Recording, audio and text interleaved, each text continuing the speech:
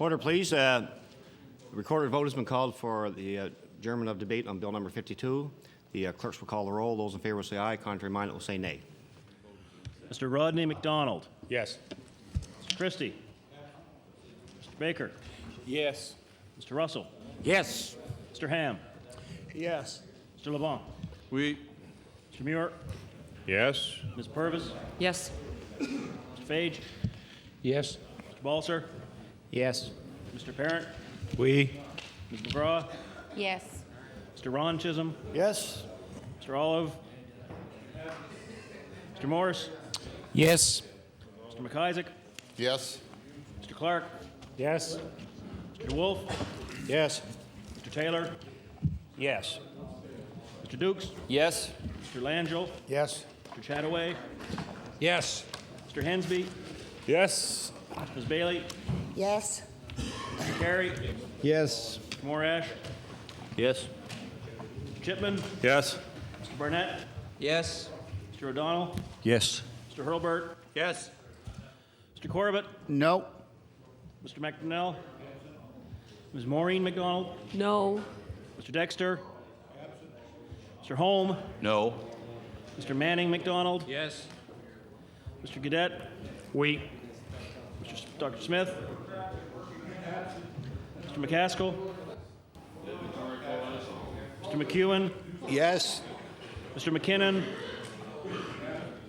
Mr. Wilson. Yes. Mr. Samson. Mr. Steele. No. Mr. DeVoe. No. Mr. Robert Chisholm. Mr. Estabrooks. Nay. Mr. Epstein. Nay. Mr. Pye. No. Mr. Woodrow. Yes.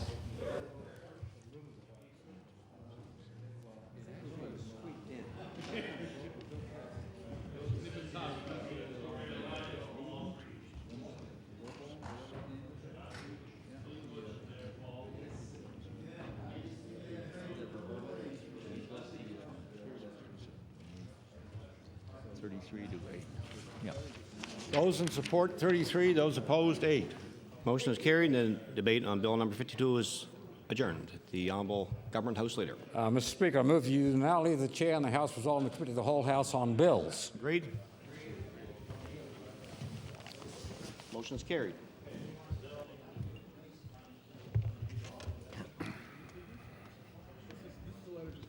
The Honourable Government House Leader. Mr. Chair, would you please call Bill number 36, the Financial Measures Act 2003? Yes, Bill number 36, the Financial Measures Act 2003. The Honourable, the member for Cold Harbour Eastern Passage. Thank you, Mr. Speaker. Hear, hear. I'm glad to have an opportunity. I believe I finished off when we adjourned debate on Tuesday on this bill, and I'm glad to have another opportunity to stand on Bill number 36, the Financial Measures Act, and talk a little bit about the title some more. I think there's still some issues that need to be addressed. Mr. Speaker, this is again, just for the record, of those who, I shouldn't say it's a record because there's no record made, but Mr. Speaker, this is legislation that is the second half of the budget. The budget deals with the line-by-line items. These are the legislative changes that go with the budget. There are several changes made in the legislation with regard to the Income Tax Act, one being the tax cut that this government is proposing, which is meant to be, first of all, $155 check in June or July to Nova Scotians, some Nova Scotians, Mr. Speaker, and then also 10% tax cut starting January 1st, 2004. And Mr. Speaker, that is an issue that I began talking about and I want to spend some more time on.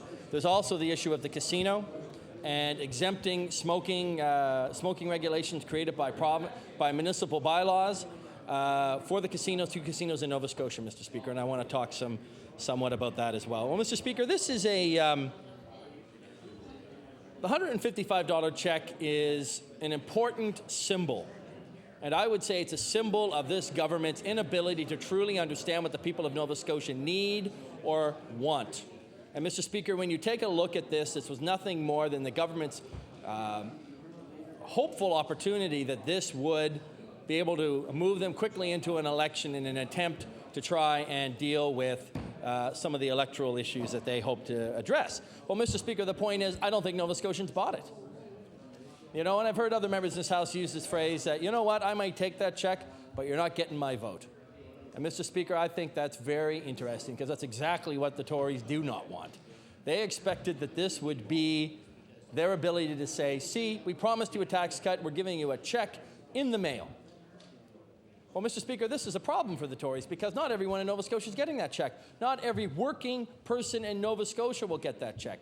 There are 300,000 adults in this province who will not receive a $155 check.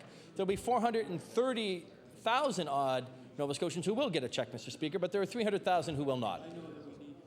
And as a result, Mr. Speaker, clearly the lines were already drawn in this province, that 40% of this province doesn't deserve a tax cut. That's what the Minister of Finance has said with this bill.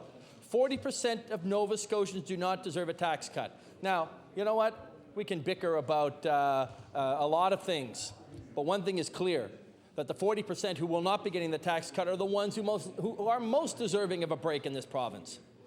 Mr. Speaker, they are the ones who pay HST. Now, let me back up a little, Speaker, Mr. Chair. This tax cut is based on the Nova Scotia income tax, and the Nova Scotia income tax is paid by 430,000 odd Nova Scotians. Now, for those out there that don't understand, there is a federal income tax, and that is paid by a lot more people.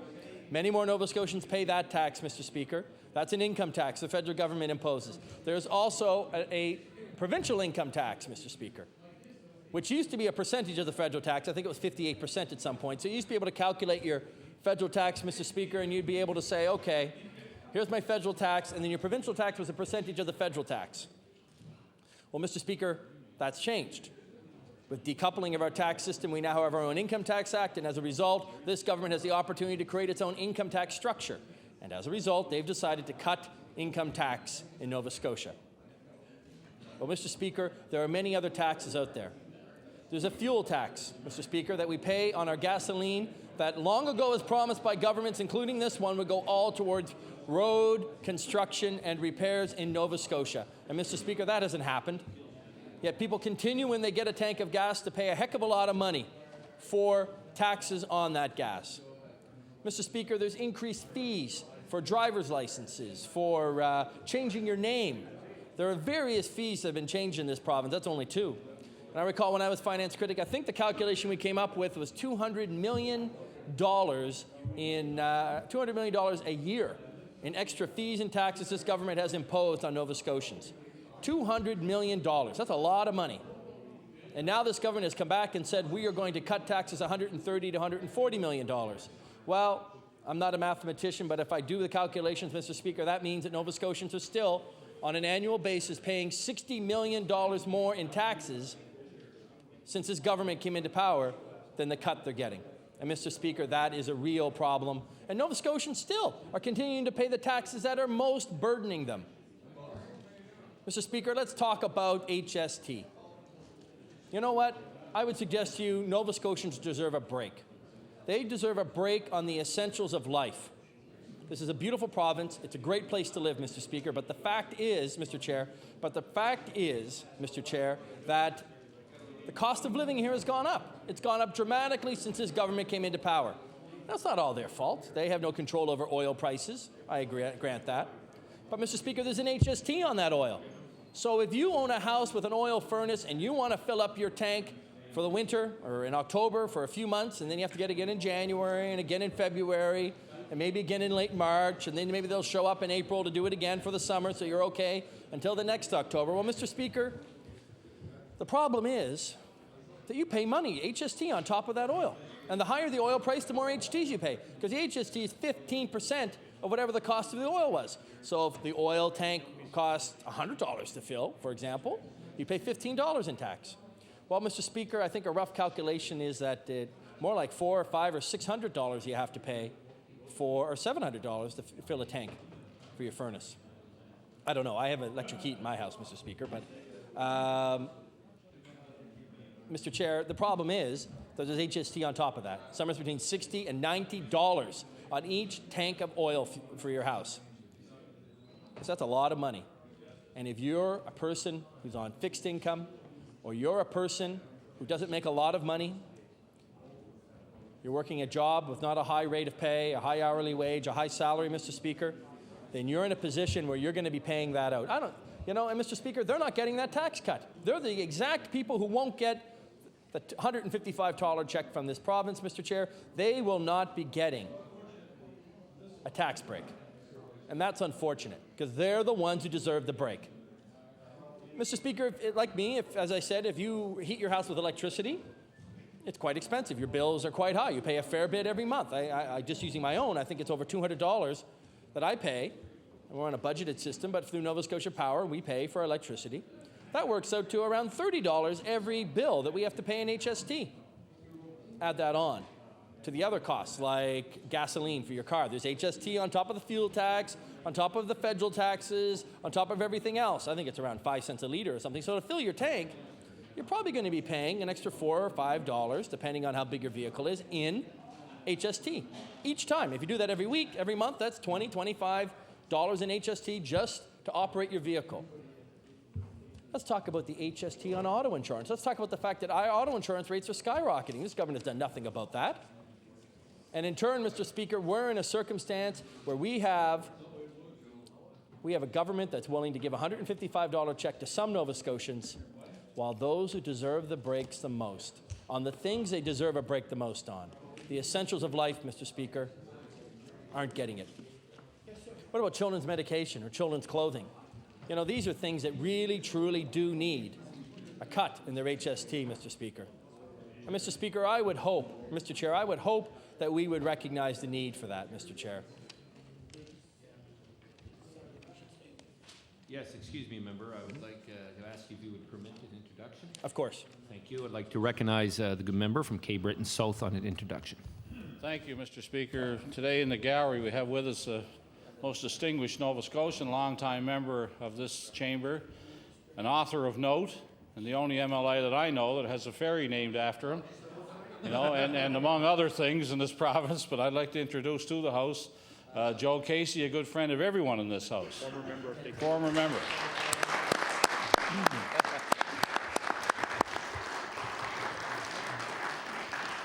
Certainly welcome you here today, sir. Hope you enjoy your stay. I would like to recognize now the member from Cole Harbour, Eastern Passage, and his time, member, will be 5:02 in your turn. Thank you. I appreciate that, Mr. Chair. So, Mr. Chair, we have essentials of life that Nova Scotians on a daily, weekly, monthly basis are paying HST on. And, Mr. Chair, these are the things that Nova Scotians truly need a break on. All Nova Scotians have to pay it. All Nova Scotians have to pay those taxes, unlike provincial income tax. So this government has, by Financial Measures Act, has said, we're going to divide Nova Scotians into two groups, those that deserve a tax break and those that do not. This could have easily been a reduction in HST, an HST rebate, but this government decided not to go that way, Mr. Chair. They decided to go with a reduction in income tax, which results in 40% of Nova Scotian adults not getting a tax break. I think that's wrong. My caucus thinks that's wrong. We believe those people of Nova Scotia, all Nova Scotians deserve a break, and that means a tax that everyone pays, and that's the HST, Mr. Speaker. And we would like to see a cut in the HST for the essentials of life. As I said earlier, this is a great province to live, but the cost of living here continues to go up. And in many parts of this province, there are a lot of people on fixed income or on low wages that are struggling to get by, Mr. Speaker. And every time price of oil goes up, they pay more HST on top of that. Every time the price of electricity goes up, they pay more HST on the top of that. Every time auto insurance rates go up, they pay more HST on the top of that, Mr. Speaker. That has to stop. And this government has ignored those problems for too long. Mr. Speaker, that's why this Financial Measures Act is not good for Nova Scotians. You know, and taking a page from my friend from Timberley Prospect, Mr. Speaker, there are many people in my riding have said a $155 check is not the way to go. And there's been a lot of polling done on this, public domain polling, that has said that most Nova Scotians rank a tax cut much below a few other things. Healthcare. Investing in our healthcare system is vital to them, Mr. Speaker. And that $155 check could have gone. I think we're hearing today about the deficits at the district health authorities, Mr. Speaker. Yet this government prepares to issue checks while we have deficits at the district health authorities, Mr. Speaker. We have problems with funding our healthcare system, and this government decides to issue checks to some Nova Scotians, not all of them. What about our education system? I can take the Minister of Education or the Premier through a tour of my riding and point out many problems with the schools, both infrastructure, both the institutions, the education system in my riding, as it is across Nova Scotia, has a lot of concerns. And that $155 could have gone to that. I think about the schools. I had an opportunity last night to go to Astro Drive Junior High School and Astro Drive Elementary. They were right next to each other off Astro Drive, coincidentally, in Cole Harbour. And Mr. Speaker, those schools, you drive down a hill from Astro Drive, and there's supposed to be a little cul-de-sac. In the middle of it is portable schools, by the way, which is a whole different problem that we could be talking about. But then, in the cul-de-sac, first of all, when you first get into the bottom of the driveway into the cul-de-sac, it's nothing but gravel. It's supposed to be paved. It's bumpy. There's large puddles. The whole road's been torn up. You go around the cul-de-sac, there's broken pavement everywhere. And most of that's because of flooding. Because of the way the school grounds are now. The grounds are in horrible shape. Astro Drive Elementary has extra problems with the lack of playground equipment in their schoolyard. And half of it's been condemned, I believe, as not safe. And they're looking for more equipment. These are things that could have been used. We're talking about the health of our children. We're talking about the safety of our children. You know, this province takes time to create a Department of Health Promotion, Mr. Chair. We talk about the need to have healthier children, children who are more active, children who are better educated so they become healthier on being active. Yet we have playgrounds that aren't safe. We have school grounds that are in horrible condition, Mr. Chair. And this government decides to give a $155 check to a few Nova Scotians, not to all Nova Scotians. And many of those Nova Scotians who are going to get it are going to say, you know what? I'd rather it went towards that playground equipment at Astro Drive Elementary School. I wish it went towards fixing the grounds of Astro Drive Elementary School and Astro Drive Junior High School. You know, that's not the only school in my area. Caldwell Road Elementary in Cole Harbour also has a lot of problems with its grounds. It's an older school, Mr. Chair. It goes back to the late 50s, maybe the early 60s. One of the first modern schools in Cole Harbour. It's been expanded upon since then, I think in the late 70s or early 80s. But Mr. Chair, its grounds are in horrible shape as well. A driveway, a cul-de-sac, bad parking conditions, broken pavement, major potholes, very large cracks and holes in the ground and quite frankly, one of the biggest problems is that you've got school buses that pull in right in front of the door. But that's also where the children are playing. serious safety issues that when I go to that school, I'm constantly reminded, not only personally, but by the staff and by the parents, of the need to have them fixed. And yet the school board doesn't have the funding for these, what they would consider relatively minor capital improvement projects. And this government instead decided to issue a $155 check to a few Nova Scotians instead of all Nova Scotians. And many of those that are getting the check, Mr. Chair, are saying they'd rather their money went towards fixing the grounds at Caldwell Road Elementary School. And Mr. Chair, that is why this Financial Measures Act has such serious problems.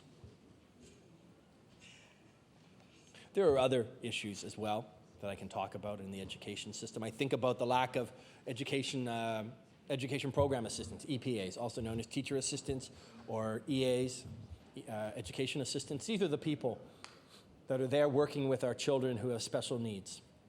In many cases, when I talk to principals and teachers and parents, they will tell me that the EPAs are only available for the most serious conditions.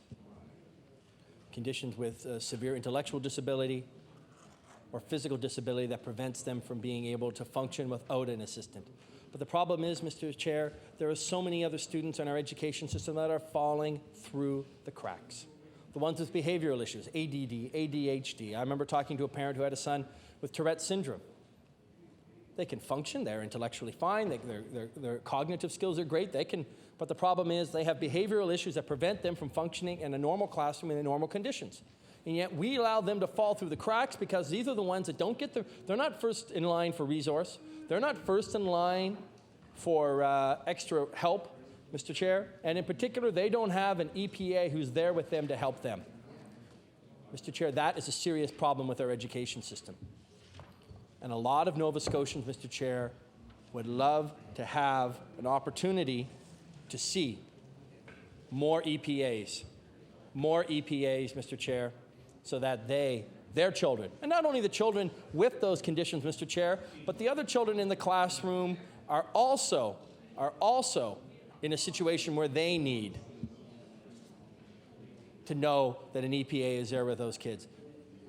You know what? When there's a child who's seeking help, when there's a child who's crying out for help with behavioral problems, and we're not providing an EPA, we're not providing the extra resource, we're not providing that support, Mr. Chair, every child in that classroom suffers. And that's not good enough. And instead of helping address those problems, this government has decided to provide $155 checks to a few Nova Scotians, not all Nova Scotians. And many of those that are getting the check, Mr. Chair, would rather it went towards providing and hiring more EPAs so that our classrooms are better equipped to ensure that everyone has the opportunity to succeed to the best of their ability. Isn't that what the education system's about? Yet this government has ignored that problem. And that's another reason why the Financial Measures Act is wrought with problems. You know, I had someone come into my constituency office the other day. I had a chance to meet her on a separate issue as well. And her name was Charlene Croft, and I will provide her a letter. It's actually a letter dated April 25th, 2003 to the Minister of Community Services. Mr. Chair, she had a lot of concerns with EPAs at the preschool level as well. She has 2 children with autism. And those children, Mr. Chair, are in a situation where they need help. And they're going to a special preschool, a special daycare in Dartmouth. And I think my colleague from Dartmouth North raised this issue with the minister yesterday, but the concern was that we have a situation where those schools that have children with extra needs, children with special needs, intellectual problems, physical disability, autism, etc. We set up a program to provide grants to help, I think it's a stability grants, or stabilization grants, to help provide more funding for staff. But it was based on, across the board, every daycare that applies is the same. You know, every daycare has its special needs. But these schools especially are taking care of so many more children with resource needs, Mr. Chair. And we are not, this government is not, providing the funding in a way to ensure that they can provide the extra need that they need. Mr. Chair, that's wrong. That is wrong. I want to talk a bit about I think it's called the Dartmouth Developmental Center. And by the way, Ms. Croft is also studying child and youth studies at Mount St. Vincent, so she's quite aware of these issues.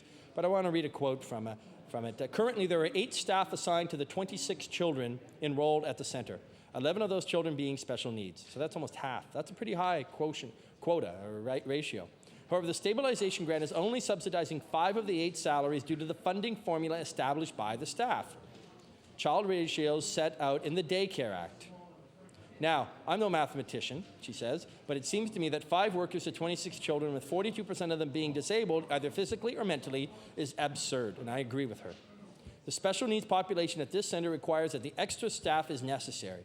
With the education requirements to train the staff reaching upwards of $25,000 and annual salaries not even hitting $20,000, you can't really expect this to be acceptable. And she says, I challenge you, Mr. Morris, the Minister of Community Services, to spend 15 minutes doing that job, the job that one of these people do on a daily basis. That's true. It's no different, actually, than the RRSS workers that we hear out here, Mr. Chair. They have very similar issues. And it's a challenge that many of us would be willing to take up, having to do their job for a day. These are jobs that people in this province, very few of us have this special gift to be able to do those jobs. And they do them so that we're able to go out and continue to do our work.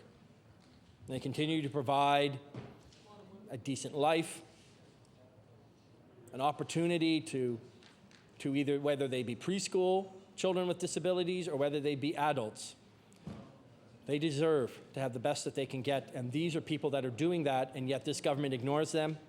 This government issues a $155 check to a few Nova Scotians, not all Nova Scotians. And many of those getting that check, Mr. Chair, would rather see that money go towards special needs funding for extra staff at a daycare level or to help increase the salaries of workers. Occupational counselors, I think is the term, at RRSS. And other places. I'll table that one, actually, Mr. Chair. Mr. Chair, this is the problem. This is the question that this government faced and made a decision. They decided that keeping a promise of a tax cut for, by the way, the tax cut, if I understand, there's probably people who voted Tory who said, I'm voting for a tax cut. They're not going to get one. I'll be so curious to go out on the doorstep, and I'm looking forward to going out on the doorstep talking to Nova Scotians, because 40% of them aren't going to get that check, and they're not expecting that. And Mr. Chair, if and when those Tory candidates go out on the doorstep, they're going to be very interested in hearing from those residents and constituents that they have in their ridings when they say, how come I didn't get a check? Where's my check? It must have got lost in the mail. We should have a special 1-800 number just set up so those people who aren't getting the check can call and demand their check. They're going to say, my neighbor got one, my husband got one, why didn't I get one? I was told there'd be a check. I voted Tory last time because I was promised a 10% tax cut. Where's my check? Mr. Chair, it's the candidates of the Progressive Conservative Party that are going to have to be out there explaining it. Mr. Ham, the Premier, will not be going to the doors of the constituents, most likely, of many of the people in this province. He may go to a few. But the fact is, the Premier won't be the one that's going to have to rationalize the fact that 40% of Nova Scotians didn't get a check, even though many of them probably voted Tory, and voted Tory because they thought that they were going to get a 10% tax cut. So it's pretty easy to argue. The government likes to argue we kept our promise. I could easily say that 40% of Nova Scotians would argue they did not keep their promise, and they're going to have to explain that to them. And I wish them all luck on the doorstep, because it's going to be a very interesting election when you have to explain to them why they didn't get a check. But, Mr. Chair, that's the issue that this government chose. They chose, instead of facing what Nova Scotians said they wanted. They wanted investment in services. They wanted breaks that would reflect the essential services that they have to pay extra for. These are the things that they wanted addressed. Yet this government ignored that. They saw the fork in the road and said, we can go and invest in education. We can hire more EPAs. We can fix the grounds, fix the schools that are sick and are making our children unhealthy. We can invest in health care. We can eliminate the deficits. We can, for district health authorities, we can provide the funding required. We can give a break on HST for Nova Scotians, on the essential services and essential goods, children's clothing, children's medication. oil for their oil tanks for their house to heat in the winter, gasoline for the car maybe, or electricity bills. These are the things that they wanted brakes on.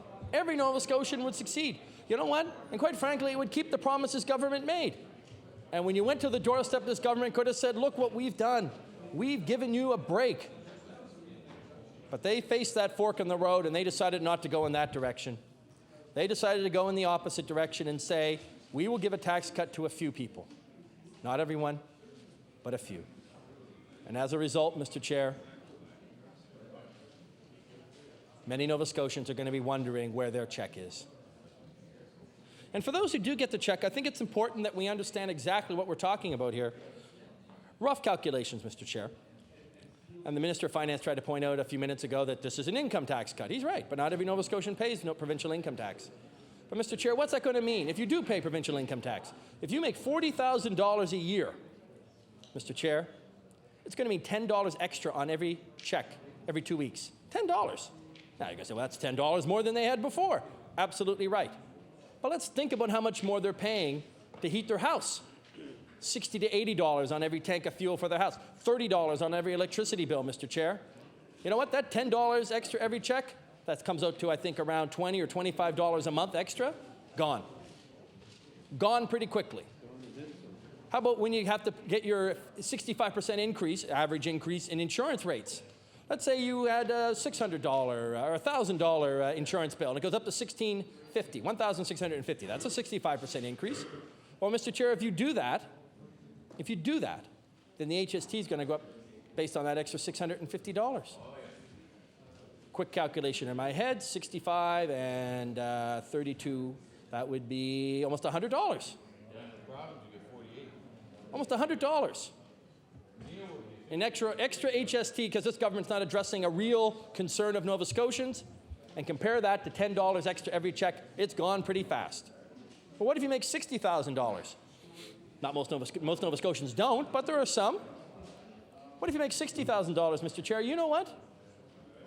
You're going to get $20 extra every 2 weeks. That's it. Again, compare that. Most likely you have a bigger house maybe if you're making that extra money. Maybe you drive a bigger vehicle. Mr. Chair, you're going to be paying more in HST, and it's not going to add up. The extra HST you're paying because this government has ignored the real problems facing Nova Scotians is going to be much greater than the amount you get back in a tax cut. And Nova Scotians aren't stupid. They're going to know that. They're going to realize that pretty darn quick. When they open their checks, this is why the government, I presume, is sending a $155 check out in June. Because come January, when people open up their check, they're going to say, oh, I got a tax cut. The tax cut has come into effect. I can't wait to open up my first check in January to see how much extra I'm making. They're going to open it up and see $10, maybe $20. Well, that's not very much. What am I going to do with that? I can't buy my kids new shoes with that. I can't, and then the HST on top of that. What about those medications my child's really desperately needed? Is that going to cover that? Probably not. What about the extra cost in having to heat my house because fuel prices keep going up? No, it's not going to help with that either. It's not going to fix it. Well, Mr. Chair, these are the problems we face with this bill. This government made a choice. This government made a decision. And that decision, Mr. Chair, was to say, we will not provide the break on the services and the essentials of life that you deserve. Nova Scotians have been saying that's what they want. Nova Scotians have been saying they want to address the healthcare system. Nova Scotians have been saying they want the education system addressed. And Mr. Chair, that has not happened. This government decided to go in a different direction. And now the chickens are coming home to roost. They thought this would be, to follow with that pun, or follow with that analogy, they thought this would be the hen that lays the golden egg. But it isn't. They thought they'd be able to go into an election and say, aren't we nice? We kept our promise. Here's our check. It's not happening. Nova Scotians aren't buying it. And this government's starting to realize that. Well, Mr. Chair, that is really the problem I have with the Financial Measures Act, as my caucus has as well. One of many, but it's a very important one. Nova Scotians deserve a break from the essentials of life. Auto insurance, electricity for your house, oil to heat your house, gasoline for your car, clothing and medication for your children, and this government has ignored every single one of those problems. And because of it, Nova Scotians are paying through the nose in extra HST, extra taxes. And 40% of Nova Scotians will get no relief. And the other 60% will get not nearly enough relief. And this government's going to have to rationalize that on the doorsteps when they open the door and talk to Nova Scotians. It's going to be an interesting election for Tory candidates, both the ones that are here and the ones that aren't. There's going to be a lot. I feel sorry particularly for the ones that aren't, because they never even voted on this. They had no opportunity to influence the government. They had no opportunity to tell the Premier, tell the Minister of Finance, this is wrong. That's not what I'm hearing in Yarmouth. That's not what I'm hearing in Clare. That's not what I'm hearing in Maitland. They're not going to be able to tell this government you're doing the wrong thing. Yet they're the ones that are going to have to legitimate it. They're the ones that are going to have to defend that on the doorstep. And I feel actually sorry for those candidates for a moment, because they're the ones that are going to have to explain this to Nova Scotians. And quite frankly, that's going to be a difficult job, a very difficult job, Mr. Chair. Mr. Chair, there are many other things that $155 could have gone towards, and Nova Scotians have time and again said that they wish it had gone. Tax cut was never as important to them as the essentials of life to make sure that they could lead the life they want in the province that they love. No matter where they live, people choose to live in this province, and they choose to live here because they like the way of life, they like the lifestyle, they like the scenery, they like the ability to be able to work. You know, I was yesterday in the Globe and Mail, there was a little online survey about how far does it take for you to travel from home to your job. And I was thinking some of them were an hour or 2 hours, and I was thinking you wouldn't have that problem in Nova Scotia. There's maybe a few people who commute those great distances, but the vast majority of Nova Scotians have it pretty good in their ability to live, buy a house, have a decent life, and be able to commute to work on a regular basis. And it's not that complicated. Yet this government has decided that it's not important enough to ensure that they can continue to live those lives, continue to live the simple lives that they do in the communities in which they do.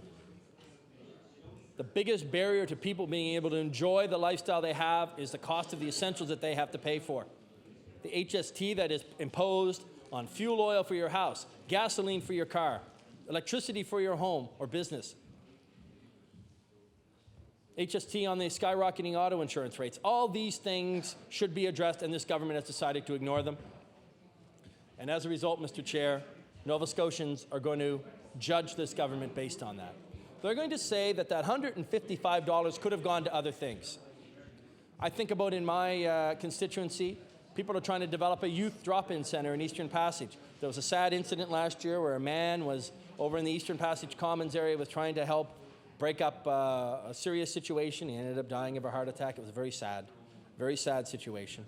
And I only bring it up because it's resulted in some community effort to try and ensure that the youth of Eastern Passage have a place to go. They have a place in which they can go, hang out, maybe put up some skateboard ramps, a pool table, maybe video games, maybe a computer with internet, nothing much. But a place in which the good kids can go and hang out and know their parents will know where they're at, and there's going to be some semi-structure to it so we know that they're going to be safe and they're going to enjoy themselves. That's all. You see it around the province in different places. Eastern Passage is a growing community. It's almost 12,000 people. It's one of those services that isn't planned for when you build subdivisions, but it's one of those ones that a community needs. And the people of Eastern Passage are saying to me they want something like that. And yet this government has decided to issue a $155 check to a few Nova Scotians, not all of them. And those Nova Scotians that are getting it, most of them are telling us, I'd rather my check went towards helping to develop a youth drop-in center in Eastern Passage so the kids and the youth in Eastern Passage have a place to go. So that I know they're safe, they're off the streets, they're going to be, as you know, I always remember working for the Boys and Girls Club. I was the board of directors. There used to be a great advertisement they had, or a poster, and it said, youth are going to experiment. You can help decide whether they experiment with bad things or good things.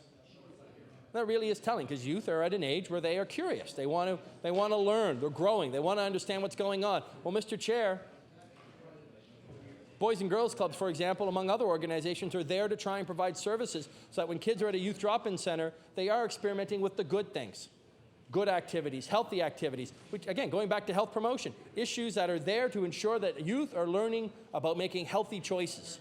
Well, Mr. Chair, this government decided not to fund things like that, not to provide funding to help ensure there are youth drop-in centers in communities in this province, including Eastern Passage. Instead, they said, we're going to give a $155 check to a few Nova Scotians. Well, Mr. Chair, I don't agree with that.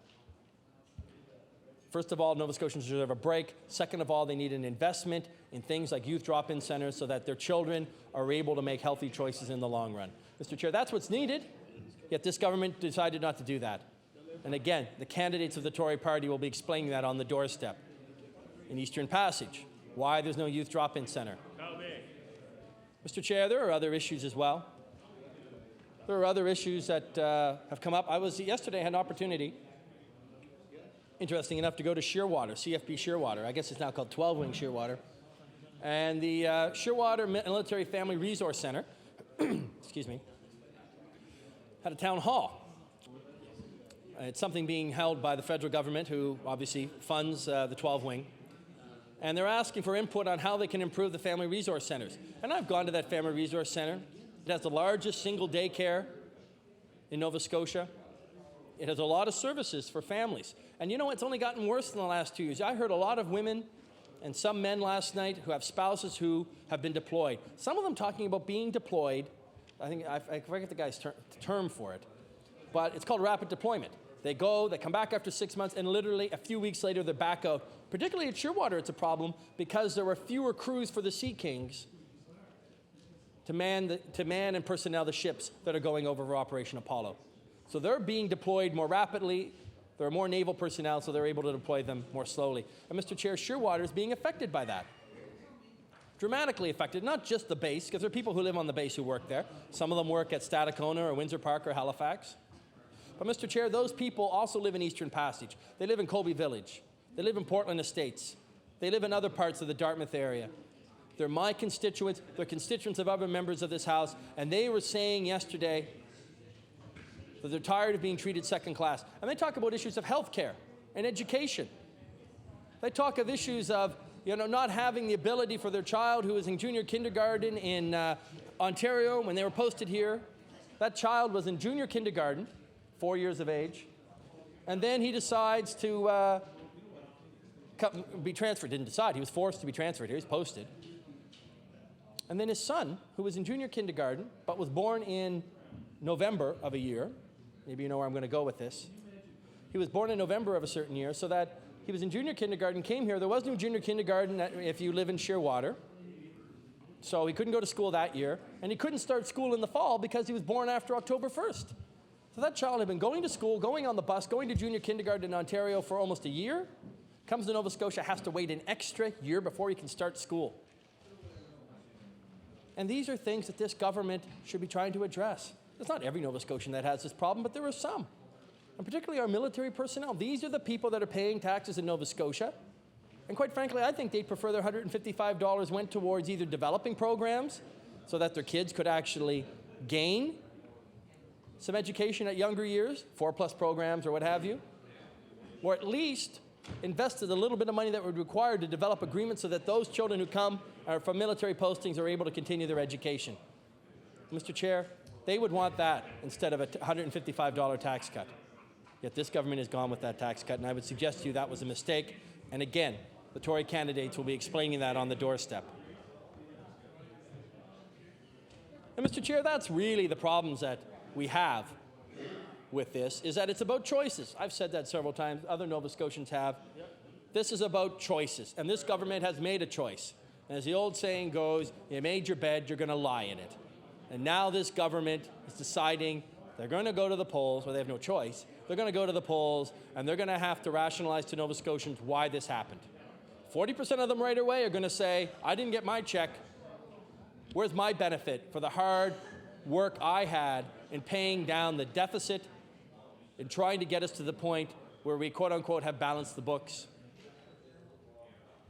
And the other 60%, most of them are saying, I'd prefer that money went into something else, something that would ensure my kids get the education they deserve, something to ensure that those who need extra resources in the school get that extra resource, because in the long run, if we do not invest in them now, they're going to be a burden and a cost in the future, and no one wants that. They can succeed, they can be successful, but we need to invest in them, and this government decided not to do that. There are those that are on waiting lists in hospitals, or those that have issues, Mr. Chair, that need to be addressed in the healthcare system, and yet this government has not done that either. And Mr. Chair, again, they had a choice. and this government decided not to go in that direction. That's what this Financial Measures Act is about, choices, and this government made a choice.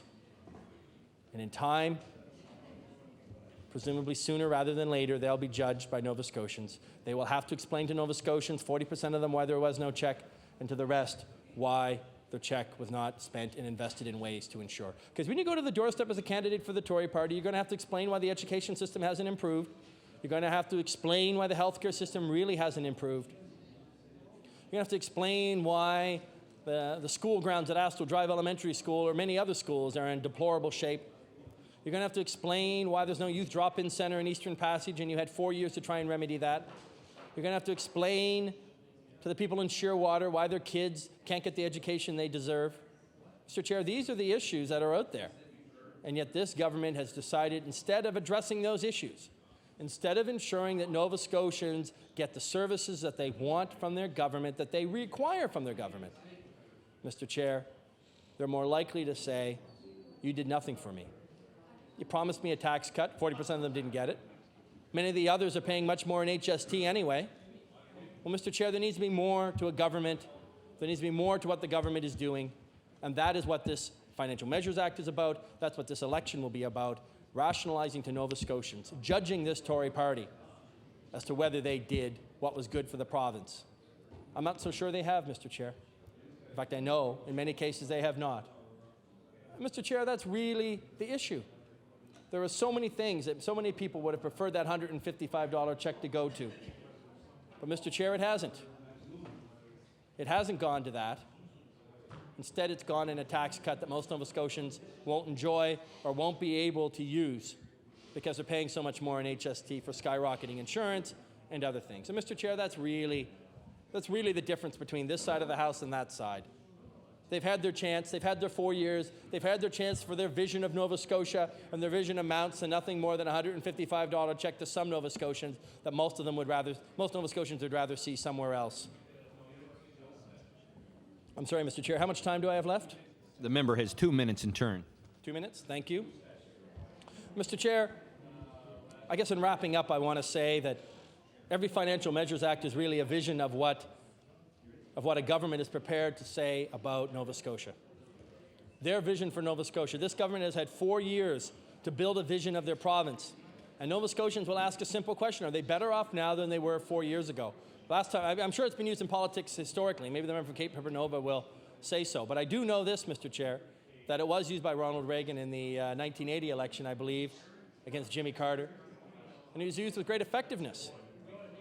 But it's a question that's asked at every election. Am I better off now than I was 4 years ago? And Nova Scotians that have kids in school, Nova Scotians that are dealing with a healthcare system or have parents or grandparents in long-term care facilities, Nova Scotians that are requiring infrastructure changes to ensure that their communities are healthy and safe, Mr. Chair, those are communities and people that will say they are not better off. And before we start issuing $155 checks to 60% of Nova Scotians, we should start to say what we can do for all Nova Scotians. Give them the break they need on the essentials of life. Give them the services they require in order for Nova Scotians to ensure they can live the life they want in this province. That's all they're asking from their government. And yet this government has failed to deliver that, Mr. Chair. They failed Nova Scotians miserably. They've had 4 years. They've had 4 years to do that. They failed. And, Mr. Chair, their time is up. Thank you. Thank you for your comments, member. And I would like to recognize the member from Sackville Beaver Bank. And, member, you have 1 hour in turn. And I'll recognize the Liberal caucus after the member from Sackville Beaver Bank is complete. Thank you. Thank you, Mr. Chairman. I don't intend to take the entire hour, but I do have a bit that I'd like to add to the debate here today. And I want to start off by saying that the member opposite is absolutely right about one thing. And he's absolutely right that this budget and this bill is about choices. And I want to say that because it actually will define the difference between them and us, the New Democratic Party and our party. And the difference that I look to and use as an example is the difference that is spelled out in Bill 36 and it's spelled out in this budget. Our party and this caucus agree that that tax relief and that working families deserve a tax relief and that we need to live within our means. Now, their party, the New Democrats particularly, are the tax and spend party. They believe that that there's not a dollar that isn't worth taxing and there's not an initiative that isn't worth spending. In fact, at one point in time, early on in this mandate, we started to keep track of the great ideas from the New Democrats. And we started to do the mathematical equation on what that would cost. And I recall that we actually divided out by members. We had what the member for Eastern Passage decided was a good idea, like free tuition for everyone. And we kept track of these things, and we actually lost track at somewhere in the billions for each and every member opposite. And we decided that it was a worthless exercise to keep track of those types of nonsense ideas. And I want to say, Chairman, that I feel pleasured and pleased that we have now the attention of members opposite. But you know what this budget's about? It's not about the next election, it's about the last election.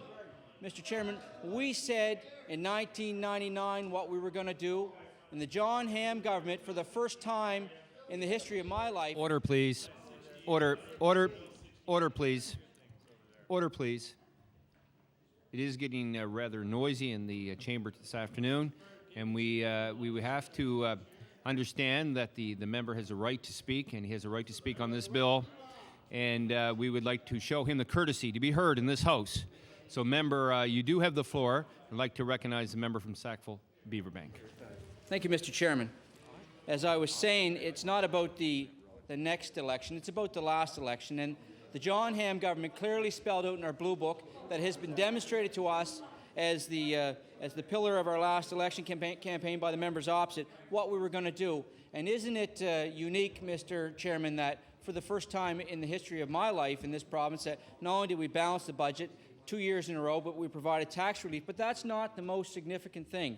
It's that we said what we were going to do, and we did it. That's the most significant thing. Now, I know, and I've heard from constituents that I represent, that for a long time there's been cynicism about politicians. And people say to me, it's not about the initiatives that you bring forward. It's not about all of these things. It's about the fact that you knock on our doors at election time, and you say you're going to do this, and then you never do it. Well, in fact, that's the difference between us and them. That's one of the big differences right here, Mr. Chairman. The other big difference, Mr. Chairman, and it's easy to see, Nova Scotians will judge us based on this. We said we were going to do something, and we did it. And we didn't do it because we said we were going to do it. We did it because it was the right thing to do. We did it, Mr. Chairman, because the people of Nova Scotia believe exactly what we believe. We believe that working families deserve a break, Mr. Chairman. And that's what this budget and that's what this bill is all about. You know, it's not just about a break. It's not just about the amount of money that people are going to get back in a tax relief and tax rebate.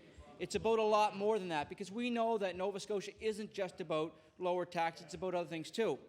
This budget has more money for schools.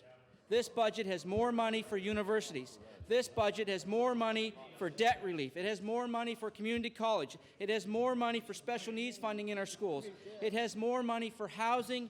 It has more money for roads. It has more money for the Cobequid Multi-Service Centre. It has more money for economic development, for InnovaCorp, for film development, for NSBI, and for the Department of Economic Development. It has more money for the health boards. It has more money for the hospitals. It has more money for diagnostic. It has more money for doctors and more money for nurses. It has more money for teachers, Mr. Speaker, or Mr. Chairman. It has more money for most departments of this government, but it has all of that. It has all of that, and it has tax relief too. I can't for the life of me understand.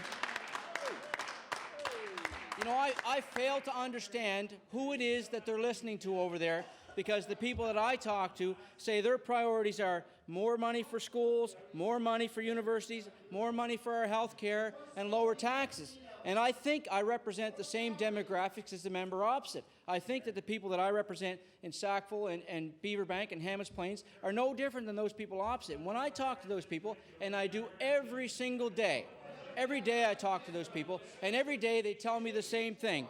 We need to invest in schools. That's what this budget does. We need to invest in health care. That's what this budget does. We need to invest in our roads. This budget puts more money in our roads. I can't believe the bickering and the whining and complaining opposite, Mr. Speaker, because that's what people of Nova Scotia are saying, and that's what we're delivering. We're delivering that, and we're delivering needed tax relief. Why? Because it makes sense. Because we know, just like they know, that tax relief will help bolster the economy, that working families in Nova Scotia need and deserve a break. It's a sad fact of life, and it's a sad reality that Nova Scotians are the highest taxed Canadians in this country. But this budget is going to go a long way towards addressing that sad reality. And I can't understand for the life of me how the member from Cape Breton Centre can sit there and natter away, yet he can't see what his constituents so badly want, and that is tax relief. They want more money. They want more money in schools. They want more money in health care. And the member for Timberley Prospect, shame on him. Shame on the member for Timberley Prospect. When we stand up here and bring forward a budget with more money for schools, more money for Sir John A. High School, shame on that member for not supporting this budget, because that's what it's about. Shame on him. Shame, shame, shame. You know, we've bought, on behalf of the students of Nova Scotia, there's been 700,000 new textbooks. Do they recognize that? Absolutely not. Absolutely not. You know, we talk and we've heard for a long time about the number of teachers to students ratio, and I can tell you this budget reduces that, Mr. Speaker. And the member opposite talks about for 2 grades, it's better than for no grades, which is what they offer, Mr. Speaker. And all they offer is higher taxes, bigger government, and more spending on non-Nova Scotian priorities, and that's a sad, sad truth, Mr. Speaker. That's a sad truth. Now, I said at the beginning I wasn't going to talk long, but I will say this. I'm standing up on behalf of the 438,000 Nova Scotians who desperately deserve tax relief, Mr. Speaker. That's what this budget's about. And I'm standing up on behalf of the children that I represent who need more money in their schools. I'm standing up for the people who are going to community college. You're going to see a $100 million investment. $100 million. $123 million. $123 million investment in our community college system, the biggest investment that this community college system has seen since its inception.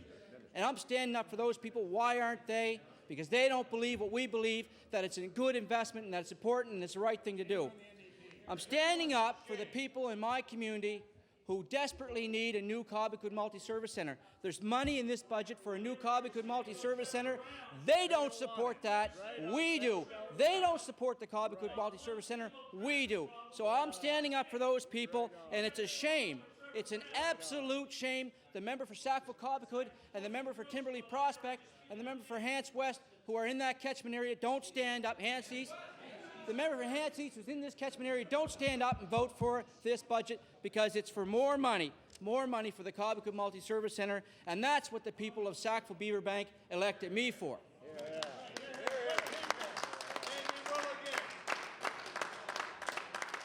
You know, I said at the beginning I didn't need to spend a lot of time saying what has to be said. Nova Scotians understand, and they understand very well, that their priorities match, mirror, and parallel the priorities of this government.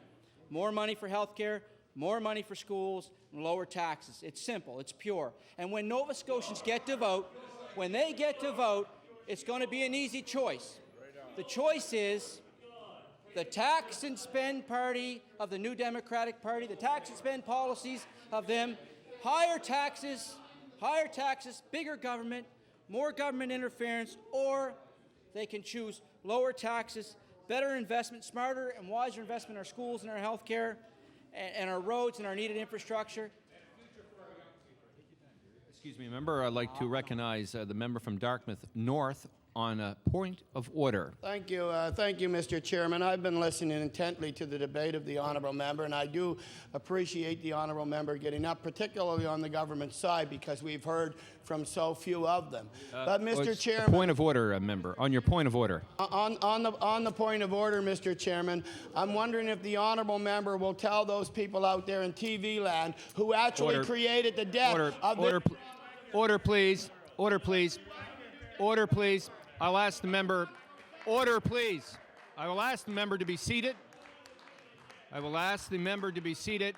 Order, please. Order, please. Order, please. I will ask the member. I will ask the member for order, please. Order, please. The member from Dartmouth North. Order, please. That is certainly not a point of order.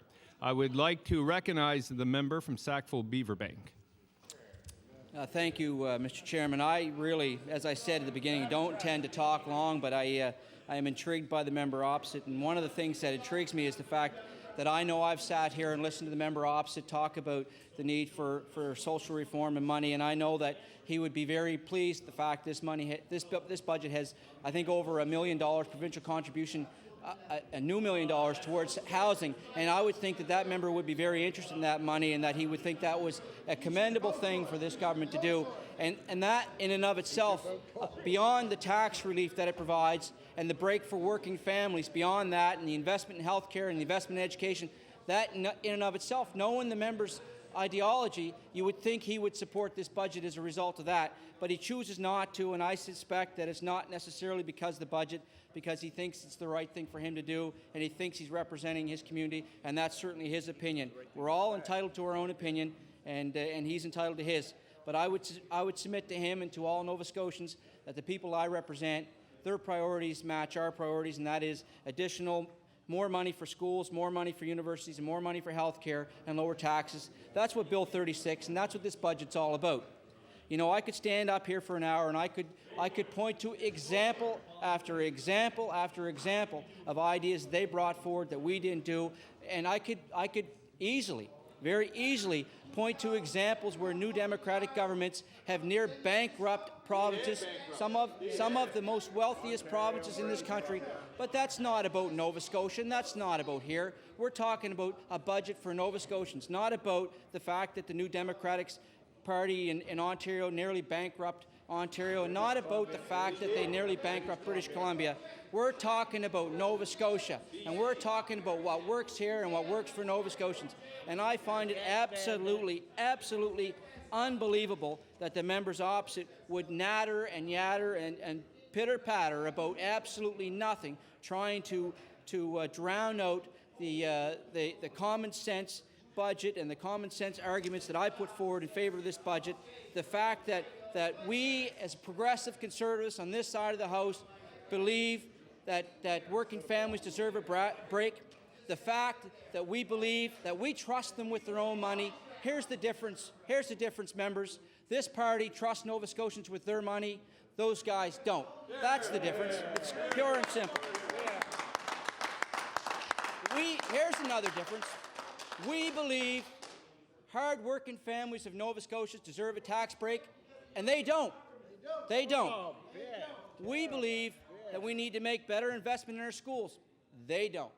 We believe investment in things like Cobequid Multi-Service Centre. They don't. If they did, they'd be standing up and supporting this budget, because this budget has more money for our schools and more money for our healthcare facilities, more money for technical aids, more money for housing, more money for roads, more money for roads. You know, it seems to me that during election campaigns in the past, and I've been through an awful lot of them, what happens to electorate is they get focused on a couple of issues. In this campaign, I'm sure there'll be electorates that are focused on roads.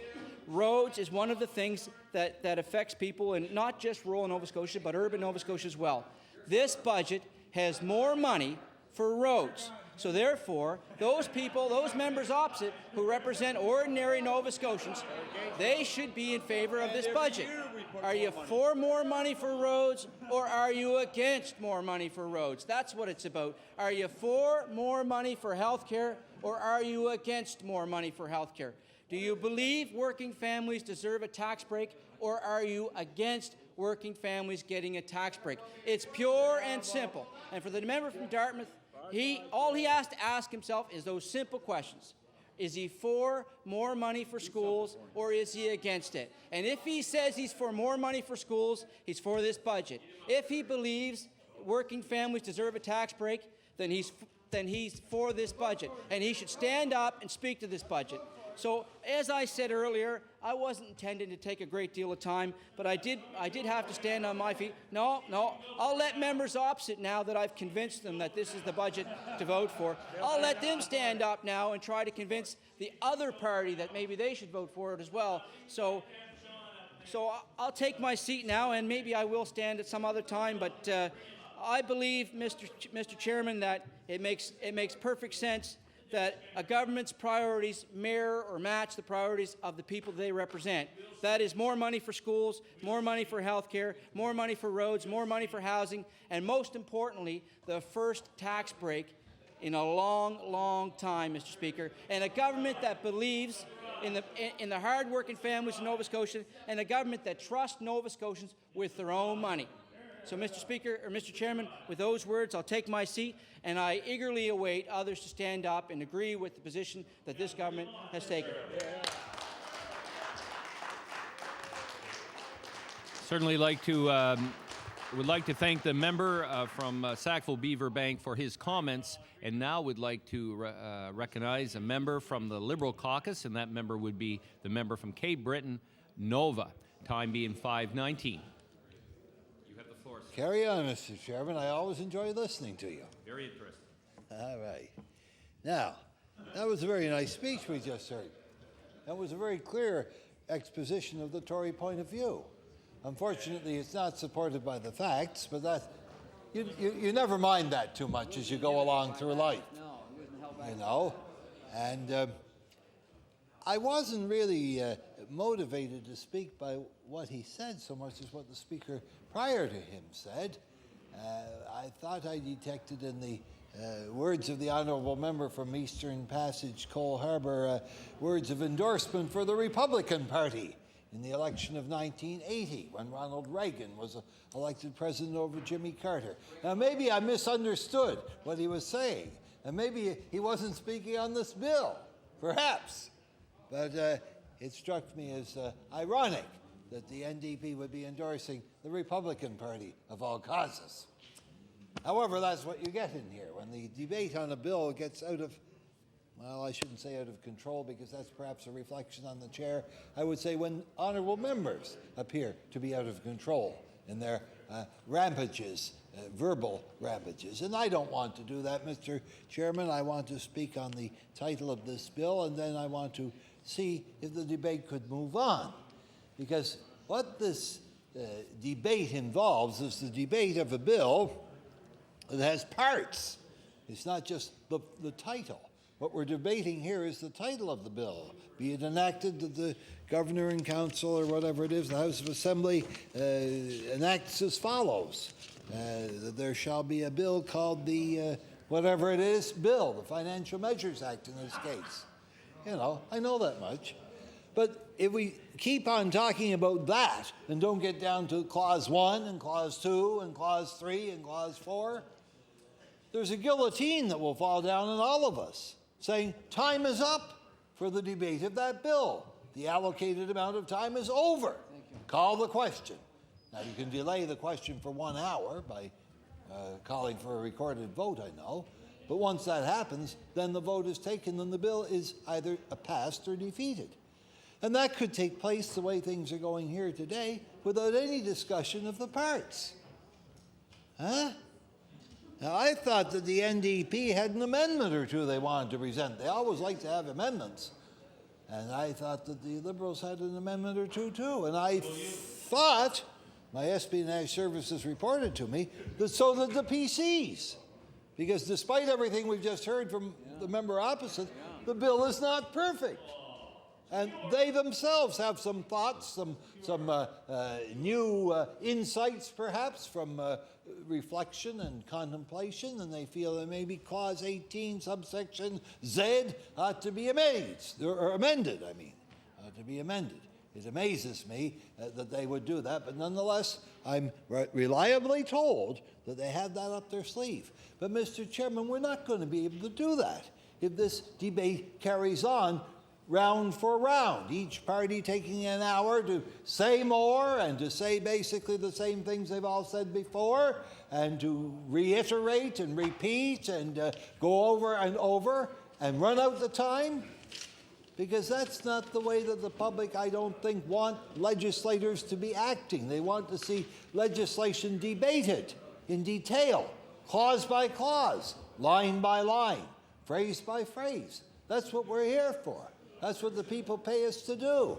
Now, if I was to stand up here for an hour and go over all the points that I've made about W.A.C. Bennett in British Columbia, through to Joey Smallwood in Newfoundland, and maybe go down to Argentina for a while, or over to India, and carry on along that general line for an hour, what good is it going to do the people of Nova Scotia? I think even you, Mr. Chairman, would agree with me that it doesn't make much sense. Aha!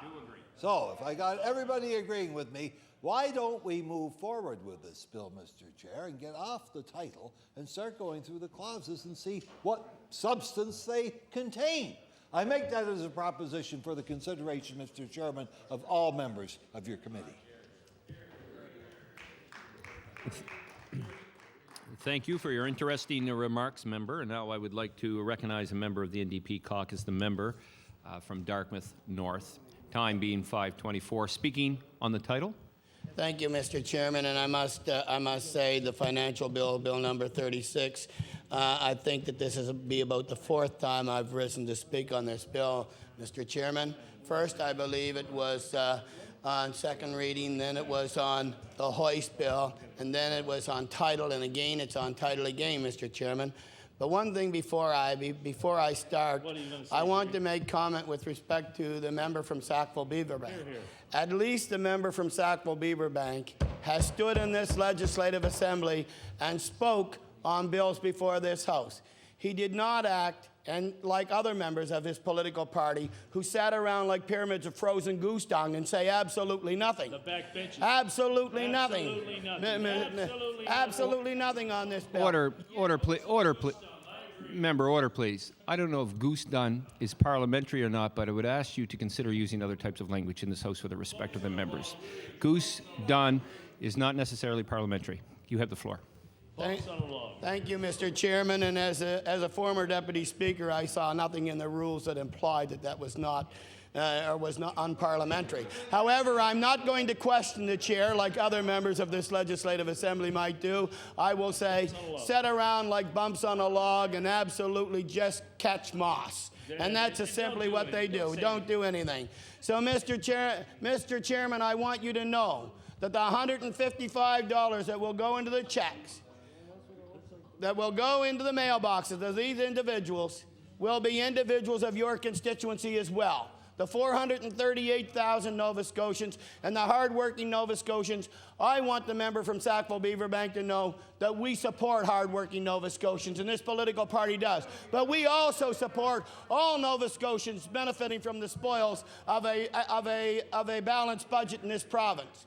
And that goes, Mr. Speaker, for the workers and the councillors out there who are on the fourth week of their strike, Mr. Speaker, who are on the fourth week of their strike, knowing full well that this government can do something to help them bring those vulnerable children and their families back into the residence so that they can look after them. And, Mr. Chairman, therein lies the difference between this political party and the political party that just wants to dole out dollars to get elected. We believe that all Nova Scotians ought to benefit from the spoils of a tax surplus, not just simply 438,000 Nova Scotians. There will be 300,000 Nova Scotians, Mr. Speaker. There will be 300,000 Nova Scotians who will not receive a check in the mail. Those 300,000 Nova Scotians, let me tell you, Mr. Speaker, who they are. Some of those are working citizens whose income are supplemented by the Department of Community Services through its back-to-work programs, through independent and self-reliant. Some of those individuals are seniors who are on fixed incomes. And many seniors, Mr. Speaker, who did not enjoy the benefits of a Canada pension plan because that Canada pension plan didn't come into effect until 1967 in Canada, and living on a fixed income. There are those individuals who are disabled, who are unable to work, and because of that will not reap the benefits. Yet those are the individuals, Mr. Chairman, who walk out into our community, who spend their dollars into our community, who make the small businesses grow, who give the opportunity to small business to hire individuals to be employed again. That government on that side talks about, assisting small business. Then if you put the money in the pockets of the people who will spend the money to make small businesses grow, then, Mr. Chairman, I can tell you, you will reap the rewards, and the rewards will be twofold. I can tell you that many of the Nova Scotians who receive that $155 check, Mr. Chairman, will be people who will spend that money outside this province. Yep. There will be individuals who will spend that money on items, yes, or put it in the bank into investments, because they will be able to do that. And that money will then again flow outside of the province into the large institutions of Ontario and in the world, and rather than being invested into Nova Scotia. 40% of Nova Scotians, Mr. Chairman, will not reap the benefits of the surplus. And yet there is some question as to whether we have a surplus or not. Today I noted through question period a question to the Minister of Health with respect to the district health boards across this province. Rather there is, in fact, there may very well be a deficit in those DHAs. And it might very well be a very huge deficit. It might be somewhere around $40 million. No, she said it was only 10. And even if the minister had indicated that it's only $10 million, then in fact, there is no way that you have a balanced budget. No balanced budget. And Mr. Chairman, we on this side have to make government accountable. We want to make sure that government is accountable for every single dollar it spends. There have been comments with respect to, the New Democratic Party being a tax and spend party, and that Nova Scotians wouldn't elect us to government. That's not true. This political party had no influences whatsoever on the debt of this particular province. For 9 years, the Conservative government under a John Buchanan government, in fact, created a $7 billion deficit in this province. Yeah. Along with a 3.9% from now setting third party, the Liberal Party in this province. Yeah, not one single penny for those Nova Scotians out there who are listening to this debate was caused by a New Democratic government. No, not one single penny. No, and Nova Scotians are open and receptive to change. And they're watching how this government is responding to seniors with long-term care. They're watching how this government is responding to the auto insurance debate. Right. And the minister responsible for skyrocketing insurance every day. The Minister of Health responsible for long-term care. They're coming to our office. Education, tuition fees. They're coming into our offices, Mr. Chairman, and they're talking to us. As a matter of fact, we're getting the responses. I believe there was a tabling of a petition today of over some 3,000 names with a total of, thank you, Honourable Member from Timberley Prospects, thank you for the information, some 22,000. And Mr. Speaker, all this has to do with this Bill 36, because all of this reflects the financial picture of this province. And Bill 36, because it's the Financial Measures Act, means that every single budget is up for scrutiny. Yep. And under the Financial Measures Act, we're able to have that latitude, particularly speaking on title, to bring forward those particular concerns of each department. Oh yeah, the Department of Health, for example, if that in fact is true, then I think, Mr. Chairman, what the Minister of Finance is going to do is that the Minister of Finance is going to have to go back to Nova Scotians and tell them there was an error in the budget. If that in fact is correct, Wouldn't be the first time it's happened to a Tory government. I believe there's some some talk about maybe what was it, $36 billion that was borrowed in Ontario most recently, or taken out in Ontario. So it wouldn't be an unusual action by a Conservative government to do something like this. Well, the Liberals, they did it a few times. But we have to realize that because we're here representing the interests of Nova Scotians, that we have to make sure that this government is accountable to all Nova Scotians. The $155 tax break, which amounts to some $68 million, Mr. Chairman, could have very well been put into child development care. As a matter of fact, Mr. Chairman, I've received correspondence, and so has the Minister of Community Services received correspondence from the Halifax Association for Community Living and the Dartmouth Development Care Centre, along with with respect to other centres whom in fact deal with children of special needs. And children of special needs who have very particular services and situations that need to be addressed. It is not just simply a ratio that you can define under normal circumstances. So Mr. Chairman, I want you to know that if in fact the government was not going to use the funding that was sent down by the federal government through the stabilization programs, then what this provincial government could have done was they could have taken their budget and that $68 million, instead of handing it out to all Nova Scotians, could have still meted out some of that surplus and the tax break, along with making sure that there were additional dollars to provide for the stabilization grants within child care centers.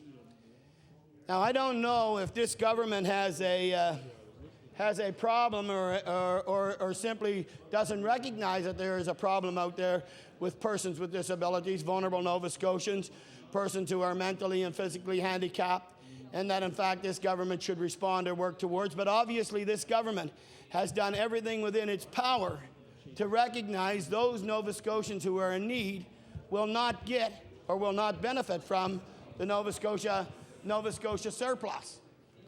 And that to me is most unfortunate, Mr. Chairman, because I believe that this government has a responsibility to make sure that all Nova Scotians benefit in the spoils of a surplus. I don't know how many times I can say that. But, Mr. Chairman, those members, 31 members of that Legislative Assembly on that side of the floor, will have to go to the doorstep, and they will have to tell Nova Scotians how they've derived at making sure that only a certain population, a certain portion of Nova Scotia's population, are going to receive a $155 check. And I can tell you, Mr. Chairman, that when they meet the people on the doorstep, despite what the member from Sackville-Beaverbank says, he will then be faced with the reality of knowing that many of his constituents will not be the benefactor of that $155 check coming through their mailbox. Also, Mr. Chairman, there's a talk about the 10% tax cut, provincial tax cut, which will come into effect in January of 2004. But yet won't be effective, I don't believe, until 2005 through the personal income tax rate. However, again, Mr. Chairman, there will be approximately 40% of Nova Scotians who will not reap the benefit of that 10% tax cut. An individual who receives $100,000 a year will walk away with $10,000. An individual, well, you tell me that, Mr. Chairman. Tell him that right now. Don't let me interrupt you. $10,000, I said, Mr. Chairman, on a 10% tax cut. Now, and also, Mr. Keep going, Jerry. Don't listen to him. On a 10% tax cut when the tax rate comes into effect in the year 2004.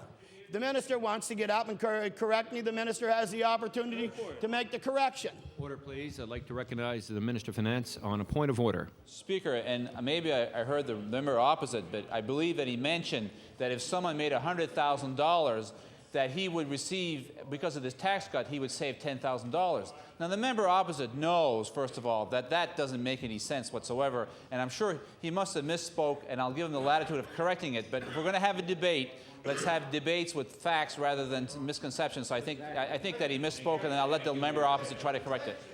Thank you, Minister. Clarification of the facts, maybe not a point of order, but I will recognize the member from Dartmouth North. Thank you, Mr. Chairman, and I try to keep as much of my facts together here as possible, Mr. Chairman. The honourable minister is absolutely correct. There has been a misspeaking, but it was an error in just doing a calculation that the Nova Scotians out there can possibly relate to with respect to the 10% tax cut. How to visualize that 10% tax cut in a way that's understandable, Mr. Chairman, is most important.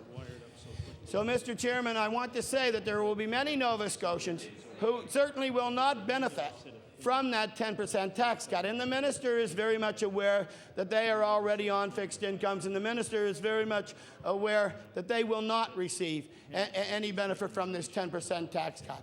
And the minister, if he knows full well, and I know he knows because of the voluntary planning report back in 1999, which stated that about 50% of Nova Scotia's population earn an income of $25,000 a year or less, and about 70% of those Nova Scotians earn an income of $15,000 a year or less. So many of those Nova Scotians will not receive one single benefit from the 10% tax cut. And that's what I've been trying to allude to when I tried to define the numbers so that they were easily able to be comprehended, Mr. Chairman.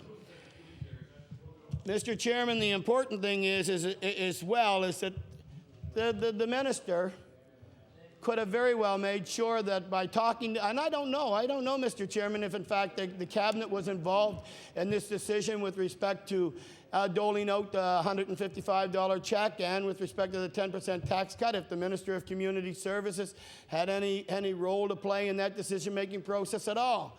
Because there are many individuals within his department alone who could have been the recipient of some of that money that is going to be doled out to Nova Scotians, particularly, Mr. Chairman, the transition homes.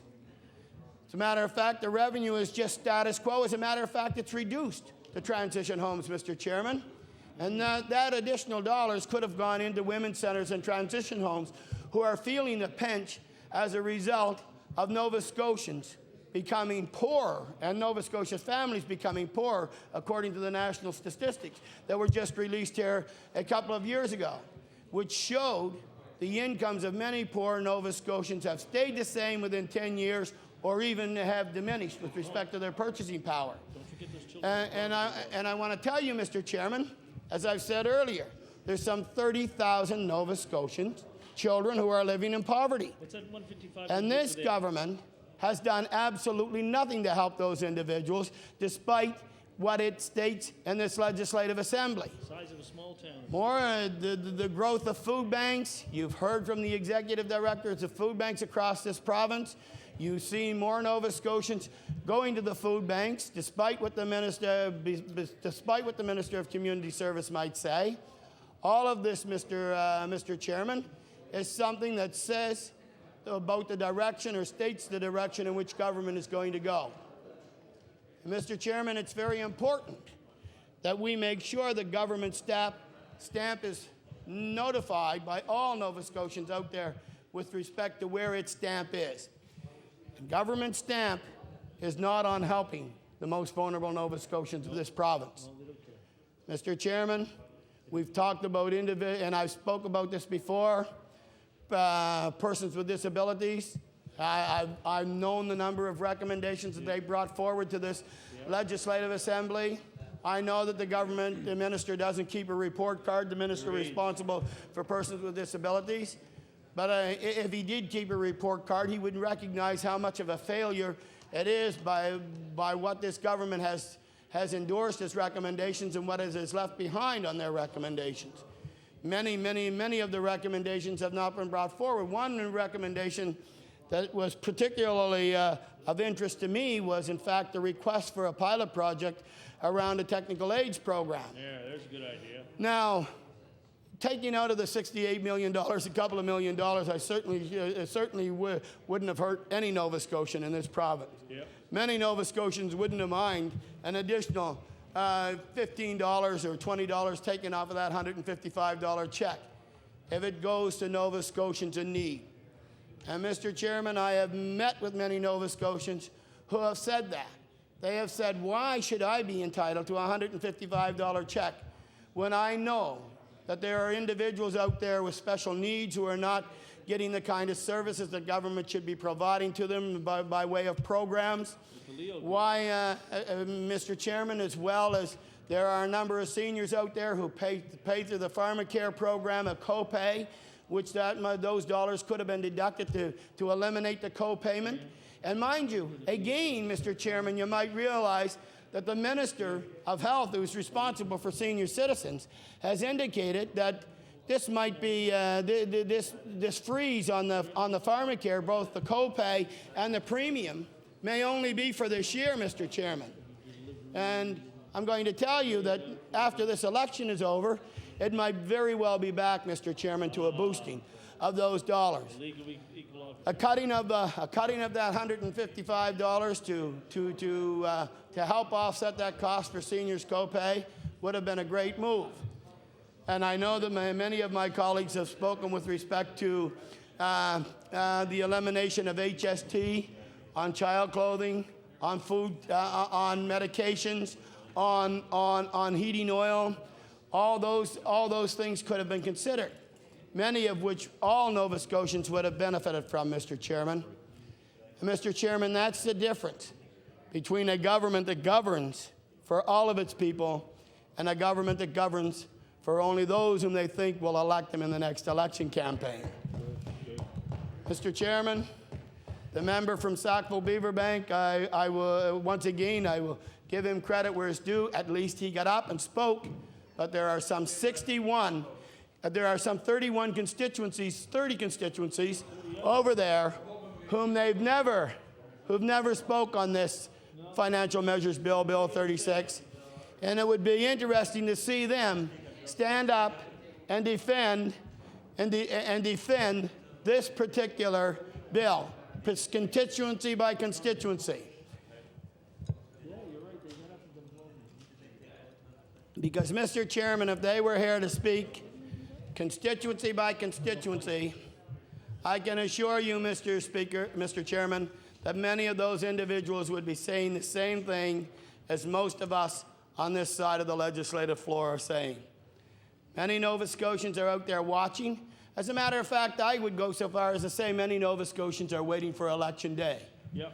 And I know that, Mr. Chairman, when I was sitting in the legislative members' room lounge area, that in fact I looked at the portraits on the wall, and it's amazing, Mr. Chairman, the significant changes from one election campaign to another. And there will be a number of individuals who certainly, Mr. Chairman, on the government side, may not very well be back. And they will be the ones who will have to say, look, on second thought, maybe we should have listened to the members on the opposite side of the floor, and maybe we should have gotten up and spoken on this particular issue. The member from Preston, who represents a constituency of only approximately 7,000 eligible voters, Mr. Chairman, knows the need and how well these dollars could have been spent in the hands of those individuals who are less fortunate. Much the same as the constituency that I represent of Dartmouth North. He knows the community centers out there. He knows the need for development of programs, much the same as the constituency that I represent.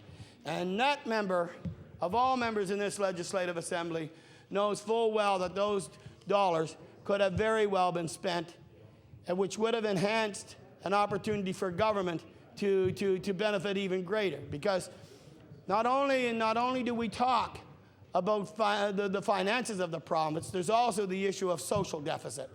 And as long as we talk about making sure that this province benefits from its surplus without addressing the social deficit of this province, it continues to deepen and deepen and deepen.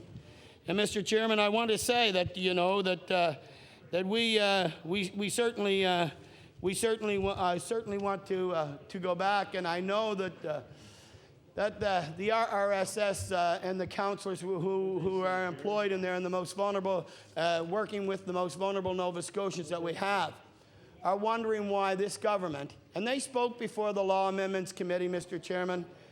Many of them, I don't know, there must have been approximately about 25 or 30 of them who spoke before the Law Amendments Committee on directing government how best it could have spent those dollars that are going out in the way of checks in the mailbox. Yep.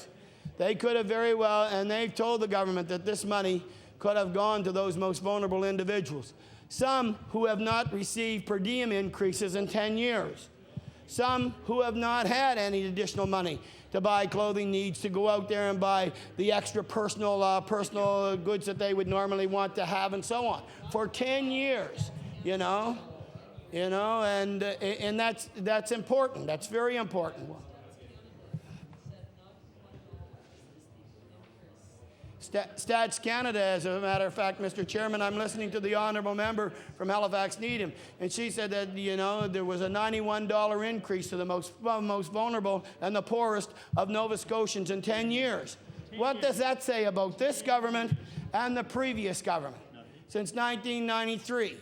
And where are we today? We are no better off today than what we are 10 years ago.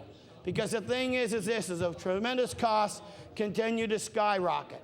If, in fact, we don't feed our citizens and nourish them well, then that comes back on the health care plan. If, in fact, we don't educate our citizens, then that comes back on the penal system of the province of Nova Scotia. All that needs to be taken into consideration when we craft budgets, financial budgets for this province. It's not just simply a matter of standing up and boasting that we have balanced the budget. Mr. Chairman, it's also, I have some concern when I look at talking about balancing the budget. We have less than 1 million population in the province of Nova Scotia, some 989,000 people, I believe it is. The debt right now in the province of Nova Scotia is some $11.5 billion. And by the time 2013 comes along, the debt is continued to be expected to rise. We're probably looking at around about $13 to $15 billion of debt. The population of Nova Scotia will certainly not be able to pay that debt and expect that to be borne by the most vulnerable in the province. There's no possible way, Mr. Chairman, that can possibly happen. So what we've got to do is we've got to look at the social deficit in balance with the fiscal deficit of this province or the fiscal debt of this province and make sure that when we met our dollars out, that those dollars are meted out properly. I want to go back to the developmental care centers across this province and those individuals who deal with persons with physical and mental disabilities and the challenges that face them every day. Now, this is a program that provides for early childhood development. And that program, Mr. Chairman, is constantly asking the Minister of Community Services for additional dollars. And obviously, the Minister of Community Services has signed an agreement, I believe, in 2001 to be a partner in early childhood development in this province. And if that government has decided that it's going to be a partner in early childhood development, then it must recognize that there are some people in our province who need special attention and care, particularly the very young and the most vulnerable. And child development centers across this province, Mr. Chairman, who provide those services, particularly to the children with special needs, know that the ratio in which they... Order, member. I wonder if you would permit an introduction. Certainly. Thank you for your generosity. I would like to recognize the member from Colchester North. Thank you, Mr. Chair, and I thank the honourable member for allowing me this introduction. This evening in the Speaker's Gallery, we have a good friend of mine, a former Truro baseball Bearcat player, and I'm still playing, but he's not. Anyway, Randy Matheson. Randy has a Liberal nomination for Hants West. So, and I'd like, everybody in the House to give him the warm welcome. Good evening, and we welcome you here this evening. Nice to have you with us. We'd like to recognize the member from Dartmouth North, and thank you once again, member. You have the floor. Thank you, Mr. Chairman, and I too want to recognize the member in the Speaker's Gallery, and I also want to welcome the member to the Legislative Assembly to watch the proceedings of debate take place. And the members of the third party are here. And I do know that the members of the third party are here cheering you on, There they are. and that in fact you'll be certainly watching intently, Come join that particularly on this debate. I want to say, Mr. Chairman, that when at the moment of introduction, I was talking about child development centers and the ratio. Now, approximately about back in 2000, 2001, when in fact the government had agreed that there would be a ratio, and they've talked to the persons in early childhood development about a ratio, that ratio was open and subject to change, and that in fact there would be a need to review the ratio with respect to the child care workers, particularly those individuals who work with children with disabilities. And we know, Mr. Chairman, that the ratio of 26 or 25 children at a daycare center can certainly not meet the needs, particularly when maybe half of those individuals are children with special needs, or even a quarter of them, Mr. Chairman, because those children with special need require special attention. And in fact, the child care development programs and the early childhood intervention programs were established around that very need, the very need to make sure that we had programs available so that we could give all children in this province a leg up. And early childhood development would in fact do that. There was no exceptions for individuals with disabilities, both physical and mental, who would go through those child development centers. In fact, that's all the more reason why there should be special consideration given to those developmental centers whom in fact have been putting the request in to the Minister of Community Services for additional funding and support. And I know today in question period, I certainly asked yesterday in question period, Mr. Chairman, I certainly asked the Minister of Community Services around that. And the Minister knows that in order for these centers to provide children with special needs the programs and services that they need to be able to do this effectively and safely. And they need to know that there's a functioning ratio that is that's able to stand the test of time, particularly for children with disabilities. So I want to say, Mr. Chairman, that that's another avenue that, in fact, the Financial Measures Bill could have looked at with respect to putting some of those dollars. Excuse me, order, please. Order. The murmurs are getting a little rambunctious, so I hope that we could either tone down the conversations or take them outside, please. And thank you. The Honourable Member from Dartmouth North has the floor. Thank you, Mr. Chairman. And once in a while, when the din debates in this chamber, it's easy to actually hear your own voice echoing back, so that you know that the members on the other side must be getting some of that information filtering through their brains with respect to making sure that they know that there is a need to deliver a budget that's going to benefit all Nova Scotians. I just want to say, Mr. Chairman, that in fact it's important that we recognize that government is responsible for the most vulnerable citizens in its province, and more so, that it has an obligation to make sure that they are able to function in society as freely and as mobily as possible. I think that we need to know, Mr. Chairman, that this is what this government is going to do. Also, Mr. Chairman, I want to talk about an issue with respect to around housing. the minister agreed to a 5-year plan on the housing, and the minister responsible for housing services, some $37.26 million, Mr. Chairman, was to be set aside for a 5-year project with respect to developing housing in this province. I can tell you, and I've said it once again, and I'll say it without being redundant, I'll say it as many times as possible, to bring the attention to the government, the sorry state of housing in this province.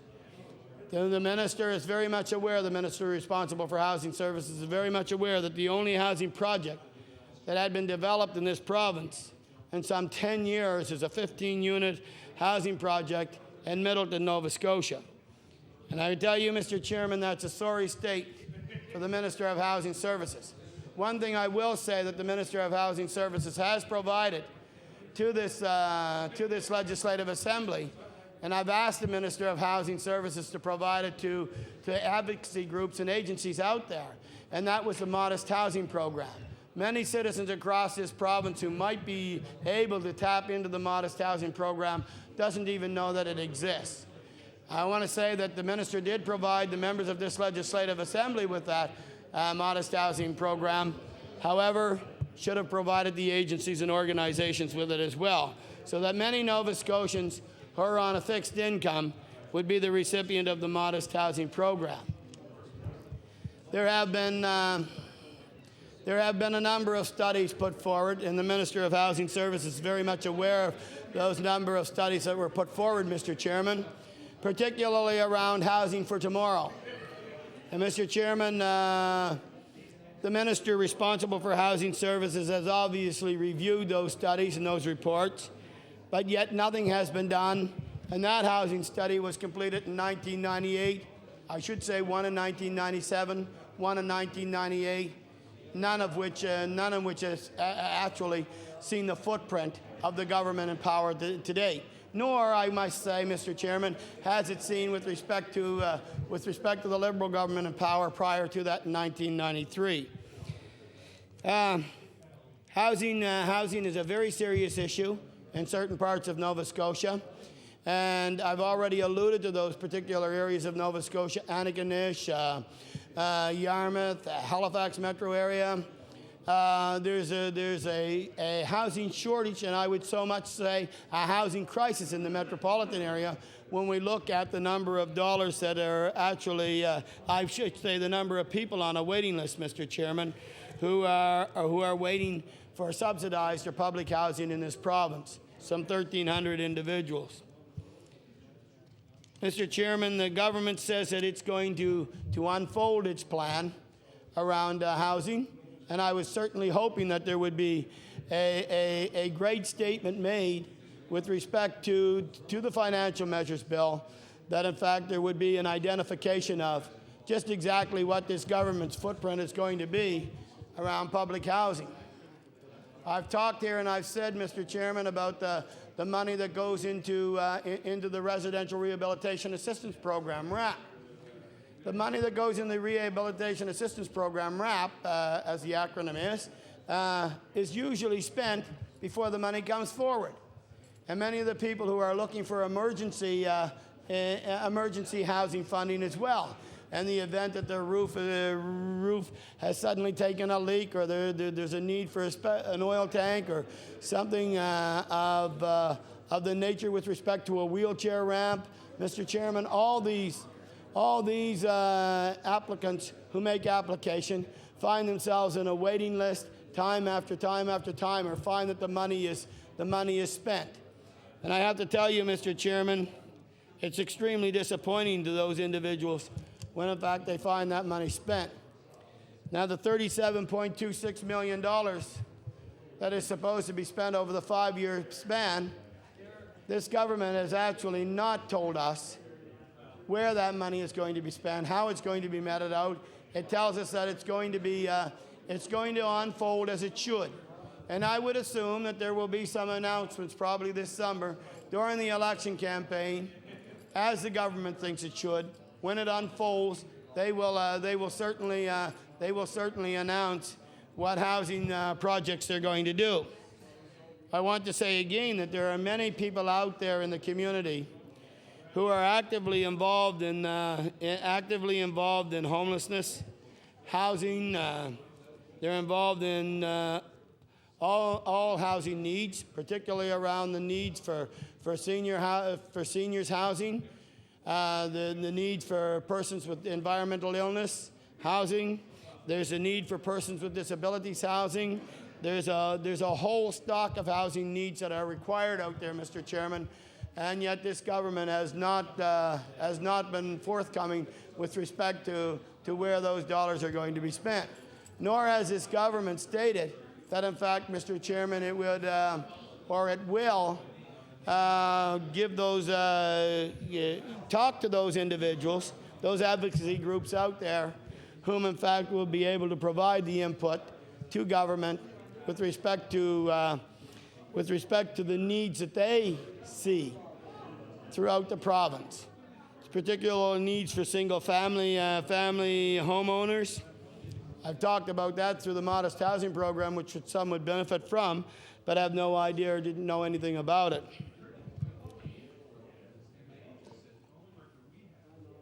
Mr. Chairman, I've always believed that all segments of our society should be the recipient and the benefactor of a balanced budget. And if there are surpluses, we should all benefit from that surplus. Mr. Chairman, the unfortunate part of it is that not all Nova Scotians will benefit from that surplus. We all pay the price, regardless if we're on the lowest end of the economic scale to the highest end of the economic scale with respect to maybe varying degrees, but we all pay a price with respect to fiscal responsibility.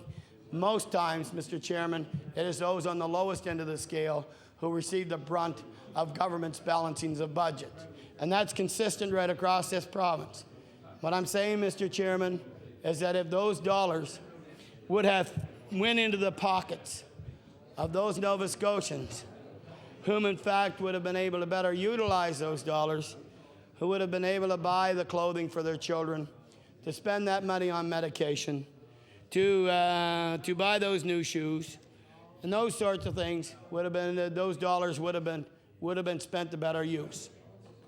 Talk to the Minister of Community Services with respect to reviewing his budget. The Minister at least admitted that he is going to review the budget with respect to the amount of dollars that are put into the shelter component and the amount of dollars that are in personal needs. You know, in this province, I don't know if you're aware, but a person who is on social assistance receives $180 a month for personal needs. $180 a month for personal needs. That includes shaving, medication, whatever the case may be, food, anything that may come out of that. $180 a month simply just doesn't cut it, Mr. Chairman. It does not cut it at all.